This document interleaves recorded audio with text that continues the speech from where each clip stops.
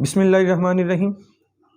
मेरे तमाम सुनने देखने वालों को मेरी जानिब से अस्सलामु अलैकुम व रहमतुल्लाहि व बरकातुहू। अल्लाह तबारक व तआला से उम्मीद करता हूँ कि आप सब खैर व आफियत से होंगे।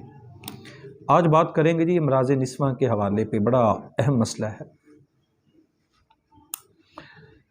हैज़ की प्रॉब्लम आजकल बहुत कॉमन प्रॉब्लम चल रही है। इन औरत की ज़िंदगी का दारो मदार, औरत की सेहत व तंदुरुस्ती, उसकी नश्व नमा का, उसका साहब औलाद होना, इस तमाम चीज़ों का दारो मदार उसके पीरियड पे मुनहसर है। याद रखें, उसकी मेंसेस रूटीन पे जो डिपेंड करता है कि उसकी मेंसेस रूटीन कैसी है। होता क्या कि जिस वक्त मेंसेस की प्रॉब्लम हमें औरतों को बन जाती है, मेंसेस रुक जाते हैं या दर्द से आते हैं या रुक रुक कर आते हैं, बहुत शिद्दत की दर्द से आते हैं, तो होता क्या कि जो औरत की काज़फ नालियां होती हैं, जो यूट्रस की फेलोपियन ट्यूब होती है, उनमें स्वेलिंग हो जाती है।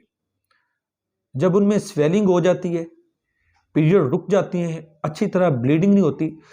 जब ब्लीडिंग ही ना होगी तो ओवरी में जो एग बनता है, जो नुत्फे को कबूल करता है, जिससे नुत्फा और वो एग मिलके फर्टिलाइज होकर औलाद की शक्ल में रूनुमा होते हैं, तो वो ऐसा मुमकिन नहीं होगा जब तक औरत के पीरियड ठीक ना होंगे।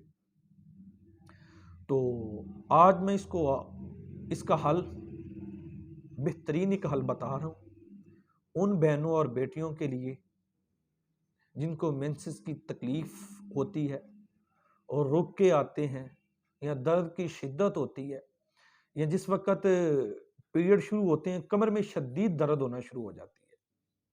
इन तमाम मसाइल का एक बेहतरीन हल आपको बता रहा हूं। करना आपने क्या जी, 1 चम्मच काले तिल लेने हैं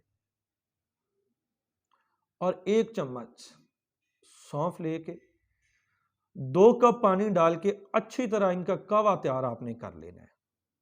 जब 1 कप रह जाए, नीचे उतार के पुराना गुड़, नया गुड़ नहीं डालना आपने, ना इसमें शहद या चीनी डालनी, ये बात ज़हन में रख लें। पुराना गुड़ उस कावे में आपने मिक्स कर देना है। रात को सोते वक्त नीम गरम कप पर उस कावे का आपने पी लेना है। अल्लाह के फजल से जिन बहनों को दर्द का मसला है, मेंसेस की रुकावट है, या ब्लीडिंग रुक जाती है, या पीरियड लेट हो जाते हैं, उनके लिए ये एक इंतहाई मुअस्सर और बेहतरीन कावा है। इस कावे को पीने के बाद ठंडा पानी बिल्कुल नहीं पीना, तमाम तली हुई चीज़ों से परहेज़ करें। इंशाअल्लाह अज़ीज़ुल हकीम अल्लाह अपने फजल से आपको शिफा अता फरमाएगा। अस्सलाम।